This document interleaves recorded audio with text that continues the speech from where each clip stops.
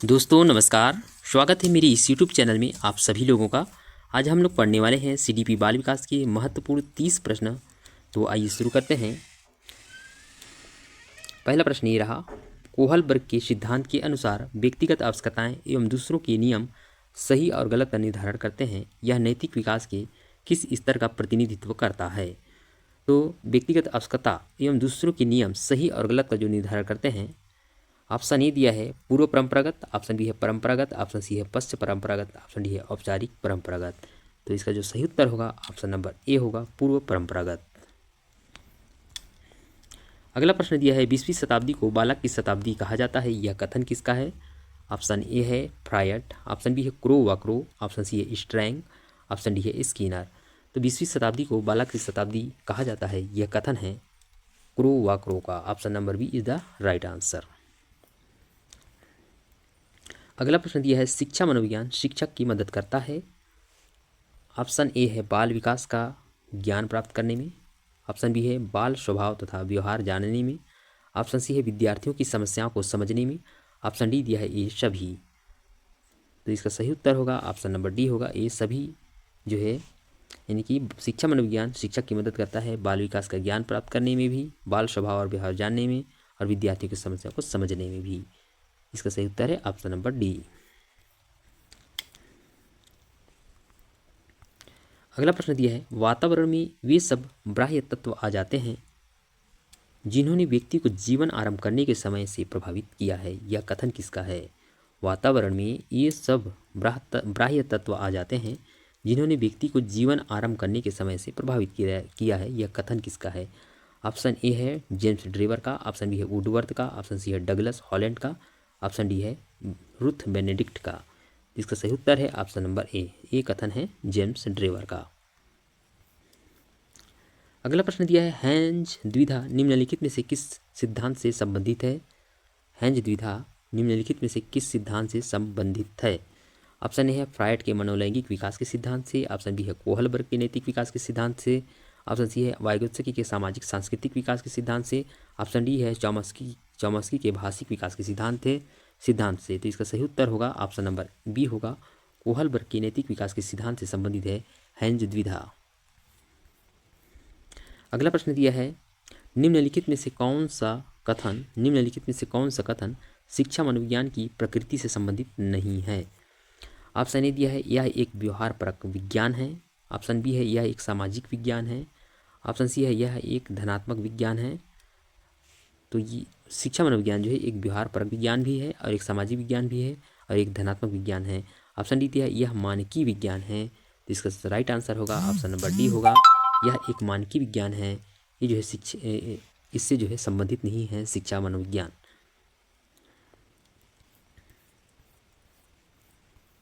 अगला प्रश्न दिया है, प्रत्येक बच्चा आदित्य होता है। प्रत्येक बच्चा आदित्य है, यह कथन किस सिद्धांत को संदर्भित करता है? ऑप्शन ए है निरंतरता के सिद्धांत को, ऑप्शन बी है एक समान प्रतिरूप के सिद्धांत को, ऑप्शन सी है एकीकरण के सिद्धांत को, ऑप्शन डी दिया है व्यक्तिगत भिन्नता के सिद्धांत को। तो प्रत्येक बच्चा आदित्य होता है, यह जो कथन है यह व्यक्तिगत विभिन्नता के सिद्धांत को संदर्भित करता है। ऑप्शन नंबर डी जो है इसका राइट आंसर है।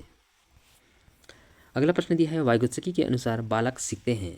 तो वाइगोत्स्की के अनुसार बालक सीखते हैं, तो ऑप्शन ए दिया है अनुकरण से, ऑप्शन बी है वयस्कों तथा समवयस्कों के साथ परस्पर क्रिया से, ऑप्शन सी है जब पुनर्बलन प्रदान किया जाता है, ऑप्शन डी है जब परिपक्व होने से। तो इसका राइट आंसर होगा ऑप्शन नंबर बी होगा, वयस्कों और समवयस्कों के साथ परस्पर क्रिया से बालक जो है सीखते हैं।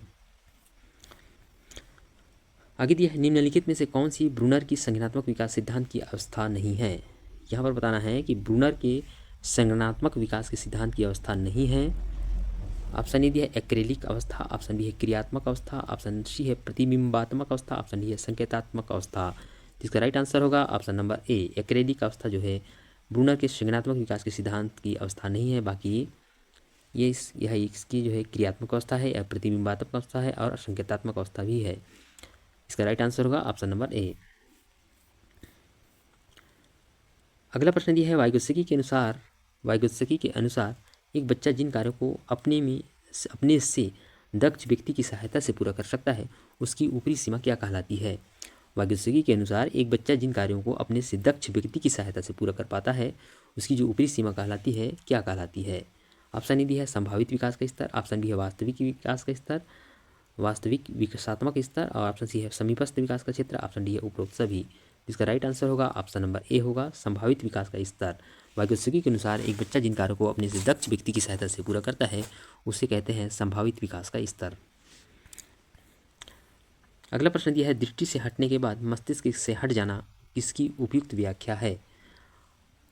मस्तिष्क दृष्टि से जैसे ही हटता है और मस्तिष्क से भी हट जाता है, ये किसकी उपयुक्त व्याख्या करता है? तो ऑप्शन ए है आरंभिक संवेदीगामक अवस्था, ऑप्शन बी है आरंभिक पूर्व संक्रियात्मक अवस्था, ऑप्शन सी है आरंभिक किशोरावस्था, ऑप्शन डी है किशोरावस्था। तो इसका राइट आंसर होगा ऑप्शन नंबर ए होगा आरंभिक संवेदीगामक अवस्था, क्योंकि संवेदीगामक अवस्था में बच्चे जो है जब तक दृष्टि रहता है तब तक मस्तिष्क में कोई भी चीज़ रहता है, ठीक है। जैसे आँखों से उसको हटा दिया जाता है तो उसको जो छवि है वो अवधारण है वो मस्तिष्क से हट जाता है, ठीक है। ये होता है संवेदीगामक अवस्था में। अगला प्रश्न दिया है एक पूर्व संक्रियात्मक स्तर के बच्चे की वह प्रवृत्ति जिसमें वह किसी परिस्थिति के सिर्फ एक पहलू पर ध्यान देता है और अन्य पहलुओं की उपेक्षा करता है, यह को पियाजे ने क्या कहा है? यह एक पूर्व संक्रियात्मक स्तर के बच्चे की वह प्रवृत्ति है जिसमें वह किसी परिस्थिति के सिर्फ एक पहलू पर ही ध्यान देता है और अन्य पहलुओं की उपेक्षा करता है, तो पियाजे ने क्या कहा है? ऑप्शन ए दिया है संरक्षण, ऑप्शन बी है केंद्रीकरण, ऑप्शन सी है क्रमबद्धता, ऑप्शन डी है अनुकूलन। तो इसका राइट आंसर होगा ऑप्शन नंबर बी होगा केंद्रीकरण। अगला प्रश्न दिया है निम्नलिखित में से किसने सर्वप्रथम नैतिक विकास का सिद्धांत दिया था? ऑप्शन ए है पियाजे, ऑप्शन बी है कोहलबर्ग, ऑप्शन सी है गिलिगन, ऑप्शन डी है इनमें से कोई नहीं। तो सर्वप्रथम नैतिक विकास का सिद्धांत किसने दिया था? तो सर्वप्रथम नैतिक विकास का सिद्धांत देने वाले थे जीन पियाजे थे। ऑप्शन नंबर ए होगा जीन पियाजे। हालांकि कोहलबर्ग के द्वारा भी नैतिक विकास सिद्धांत दिया गया है जो ज़्यादा प्रसिद्ध है, लेकिन सबसे सर्वप्रथम यहाँ पर दिया है कि सर्वप्रथम किसने दिया नैतिक विकास सिद्धांत? तो सबसे पहले पियाजे ने दिए थे सन 1932 में। अगला प्रश्न है निम्नलिखित में से कौन सी फ्रायड के मनोलैंगिक विकास की अवस्था नहीं है? निम्न में से कौन सी जो है फ्रायड के मनोलैंगिक विकास की अवस्था नहीं है? ऑप्शन ए दिया है मुखावस्था, ऑप्शन बी है पूर्व संक्रियात्मक अवस्था, ऑप्शन सी है गुप्तावस्था, ऑप्शन डी है गुदावस्था। तो इसका राइट आंसर होगा ऑप्शन नंबर बी होगा पूर्व संक्रियात्मक अवस्था, जबकि पूर्व संक्रियात्मक अवस्था जो है ये पियाजे द्वारा जो संज्ञानात्मक विकास के सिद्धांत दिए हैं उसकी जो है ये अवस्था है। अगला प्रश्न देखते हैं किसने शिशुओं के मस्तिष्क को खाली स्लेट माना था? किसने शिशुओं के मस्तिष्क को खाली स्लेट माना था? ऑप्शन ए दिया है जॉन लॉक, ऑप्शन बी है डार्विन, ऑप्शन सी है स्पिनोजा, ऑप्शन डी है वाटसन। तो इसका राइट आंसर है ऑप्शन नंबर ए है जॉन लॉक। शिशुओं के मस्तिष्क को खाली स्लेट माना था किसने? जॉन लॉक ने। अगला प्रश्न दिया है स्केप फोल्डिंग की संकल्पना दी गई है। ऑप्शन ए है थार्नडाइक, ऑप्शन बी है पॉलाव, ऑप्शन सी है वाइगोत्स्की द्वारा, ऑप्शन डी है स्किनर द्वारा। तो इसके फोल्डिंग की जो संकल्पना है ये दिया गया था वाइगोत्स्की के द्वारा दिया गया है। ऑप्शन नंबर सी इसका जो है राइट आंसर है। अगला प्रश्न देखते हैं भय का समय किस मूल प्रवृत्ति से जुड़ा हुआ है? ऑप्शन ए है प्रतिकर्षण, ऑप्शन बी है युत्सा, ऑप्शन सी है शरणागत, ऑप्शन डी है पलायन। तो भय का समय जो है ये जुड़ा हुआ है पलायन मूल प्रवृत्ति से। ऑप्शन नंबर डी जो है इसका राइट आंसर है। अगला प्रश्न दिया है विकास हमेशा बच्चे की उम्र से मेल खाता है, यह किसके सिद्धांत के कारण होता है? जो विकास हमेशा बच्चे की उम्र से मेल खाता है यह जो सिद्धांत है यह किस सिद्धांत के कारण होता है? ऑप्शन ए है निरंतरता का सिद्धांत, ऑप्शन बी है एक समान पैटर्न का सिद्धांत, ऑप्शन सी है एकीकरण का सिद्धांत, ऑप्शन डी है व्यक्तिक विभिन्नता का सिद्धांत। इसका राइट आंसर है ऑप्शन नंबर बी होगा एक समान पैटर्न का सिद्धांत। अगला प्रश्न देखते हैं कोहलबर्ग के अनुसार नैतिक विकास में पहला चरण क्या होता है? ऑप्शन ए दिया है पूर्व परंपरागत नैतिकता, ऑप्शन बी दिया है पेयी परंपरागत नैतिकता, ऑप्शन सी है पश्च परंपरागत नैतिकता, ऑप्शन डी दिया है परंपरागत नैतिकता। तो इसका राइट आंसर होगा ऑप्शन नंबर ए होगा पूर्व परंपरागत नैतिकता। पहला चरण है पूर्व परंपरागत नैतिकता और प्रत्येक चरण के जो है दो अवस्थाएं हैं।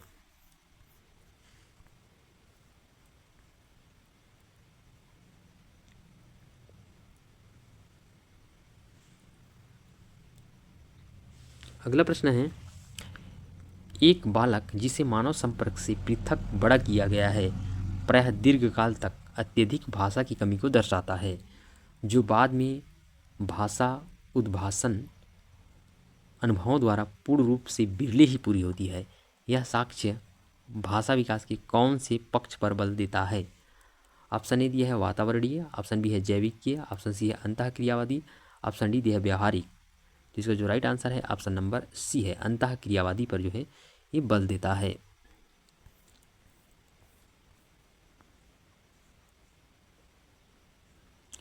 अगला प्रश्न है, बालकों की सामाजिक दक्षता के विकास के लिए निम्नलिखित में से कौन सी परवरिश शैली अधिकतम प्रभावी है? बालक की सामाजिक दक्षता के विकास के लिए निम्नलिखित में से कौन सी परवरिश शैली अधिकतम प्रभावी है? ऑप्शन ए दिया है अधिनायकवादी, ऑप्शन बी है लापरवाह, ऑप्शन सी है प्राधिकारिक, ऑप्शन डी है कृपालु। इसका राइट आंसर होगा ऑप्शन नंबर सी होगा प्राधिकारिक।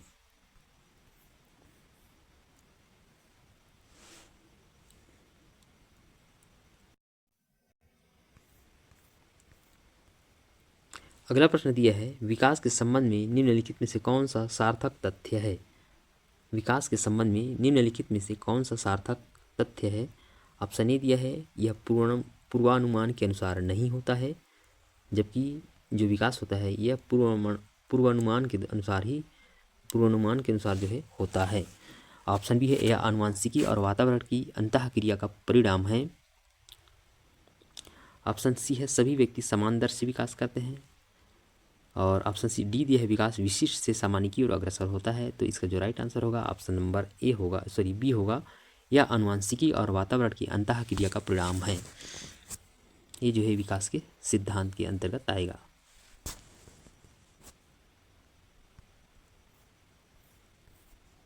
अगला प्रश्न देखते हैं, चॉम्स्की के अनुसार भाषा अर्जित करने की एक अंतर्जात क्षमता है। चॉम्स्की ने कहा कि भाषा अर्जित करने की एक अंतर्जात क्षमता है जो मानव को जैविक वंशागति के फलस्वरूप प्राप्त आदित्य क्षमता है को कहते हैं। ऑप्शन ए दिया है भाषा अनुकूलन श्रेणी, ऑप्शन बी है भाषा अर्जन साधन या तंत्र, ऑप्शन सी है भाषा स्वीकार्य इच्छा, ऑप्शन डी है भाषा ज्ञान। इसका राइट आंसर है ऑप्शन नंबर बी, भाषा अर्जन साधन तंत्र कहते हैं।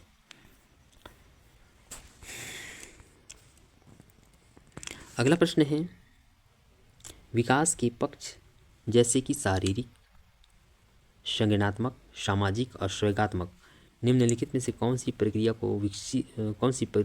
से विकसित होते हैं? ऑप्शन ए दिया है पृथकता से, ऑप्शन बी है आंशिकता से, ऑप्शन सी दिया है यादृच्छिकता से, ऑप्शन डी दिया है समग्रता और साकल्यता यानी कि संपूर्णता से। तो विकास के पक्ष जैसे शारीरिक, संज्ञानात्मक, सामाजिक और संवेगात्मक निम्नलिखित में से कौन सी प्रक्रिया से विकसित होते हैं? तो इसका राइट आंसर है ऑप्शन नंबर डी होगा, समग्रता और साकल्यता यानी कि संपूर्णता से। आगे देखते हैं, मानव बुद्धि एवं विकास प्रभावित होता है। तो मानव बुद्धि एवं विकास जो प्रभावित होता है वंशानुक्रम से भी होता है और वातावरण से भी होता है। तो इसका राइट आंसर है ऑप्शन नंबर सी होगा, ए और बी दोनों।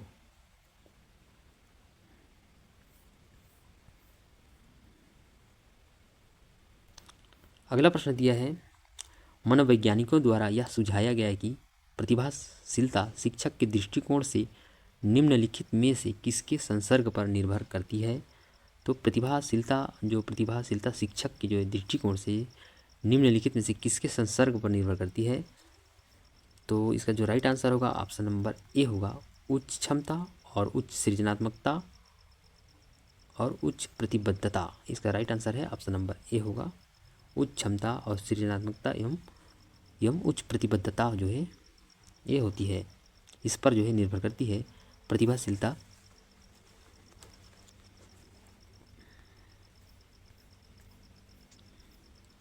अगला प्रश्न है, भाषा जो होती है यह हमारी विचार प्रक्रिया को प्रभावित करती है। ऑप्शन नंबर बी जो है इसका करेक्ट आंसर है, हमारी विचार प्रक्रिया को जो है प्रभावित करती है जो भाषा है।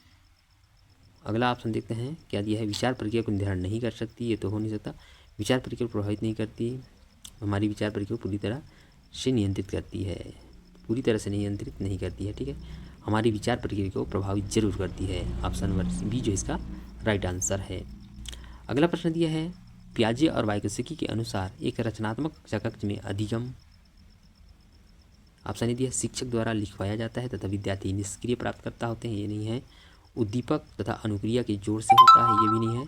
शिक्षक द्वारा पुनर्बलन किया जाता है। ऑप्शन डी दिया है शिक्षार्थी द्वारा स्वयं सृजित किया जाता है जो एक सक्रिय भूमिका निभाते हैं, तो इसका राइट आंसर है ऑप्शन नंबर डी होगा।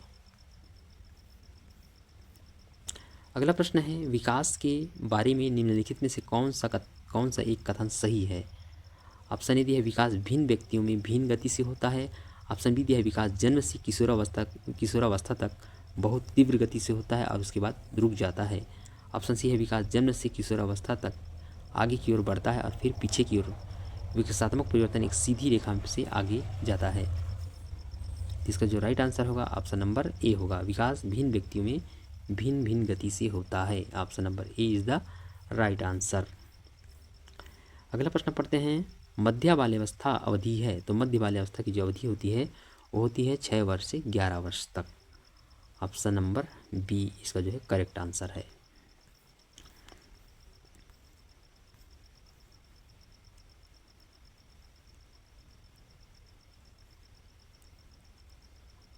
अगला प्रश्न है किसी व्यक्ति को आकार देने में वातावरण के घटकों की कोई भूमिका नहीं होती। किसी व्यक्ति को आकार देने में वातावरण की कोई भूमिका नहीं होती क्योंकि प्रत्येक व्यक्ति की वृद्धि उसकी आनुवंशिक संरचना से निर्धारित होती है। यह कथन किसका है, यह कथन क्या है, तो यह कथन जो है ठीक नहीं है। ठीक है, यह कथन इसमें क्या है केवल आनुवंशिकता पर जोर दे रहा है। ठीक है, तो यह कथन जो है ठीक नहीं है क्योंकि वातावरण के घटक यह सी होगा क्योंकि बहुत से शोध यह सिद्ध करते हैं कि विकास में वातावरण का अधिक प्रभाव पड़ सकता है। ठीक है, तो वातावरण का भी प्रभाव पड़ सकता है, इसलिए यह कथन जो है ठीक नहीं है। ऑप्शन नंबर सी जो इसका करेक्ट आंसर होगा। अगला प्रश्न है और आज का अंतिम प्रश्न है बच्चों के सामाजिक विकास को प्रभावित करने वाले कारक हैं। ऑप्शन ए दिया है आर्थिक तत्व। ऑप्शन बी दिया है सामाजिक परिवेश जन्य तत्व। ऑप्शन सी दिया है शारीरिक तत्व और ऑप्शन डी दिया है वंशानुगत तत्व। इसका राइट आंसर है ऑप्शन नंबर बी होगा, सामाजिक परिवेश जन्य तत्व। ठीक है मित्रों, आज के लिए इतना ही। वीडियो अच्छा लगे तो चैनल को लाइक सब्सक्राइब शेयर जरूर करें मित्रों। Thank you.